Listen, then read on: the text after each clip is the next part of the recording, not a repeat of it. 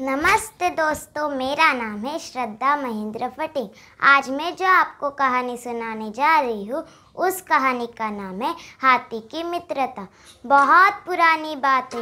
एक जंगल में हाथी रहा करता था। उसका कोई मित्र नहीं था। वो मित्र की तलाश में इधर उधर भटक रहा था। एक दिन उसे एक पेड़ पर बंदर दिखाई दिया। हाथी बंदर से बोला, बंदर भाई, क्या तुम मेरे मित्र बनोगे? ये सुनकर बंदर हाथी से बोला, तुम तो इतने बड़े हो और मैं इतना छोटा।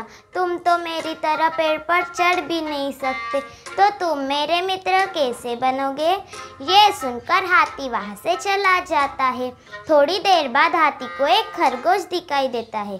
हाथी खरगोश से बोलता है, खरगोश भाई, क्या तुम मेरे मित्र बनोगे? ये सुनकर खरगोश हाथी से बोलता है, तुम तो इतने बड़े हो और मैं इतना छोटा। तुम तो मेरी तरह घर में घुस भी नहीं सकते, तो तुम मेरे मित्र कैसे बनोगे? ये सुनकर हाथी वहाँ से चला जाता है। थोड़ी देर बाद हाथी को एक मेंढक दिखाई देता है।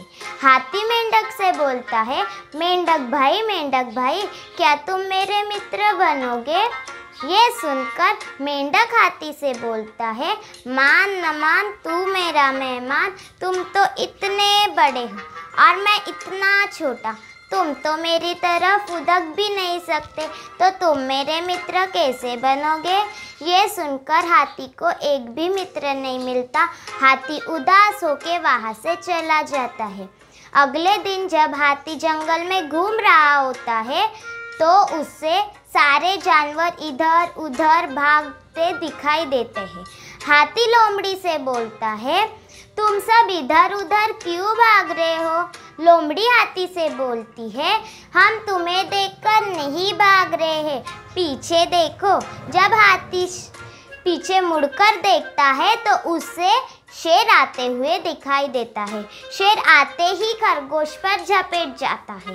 ये देखकर हाथी उसे जोर से लात मारता है और सारे जानवरों की जान बच जाती है। तो दोस्तों, हमें इस कहानी से ये शिक्षा मिलती है कि सच्चा दोस्ती मुसीबत के वक्त काम आता है। धन्यवाद।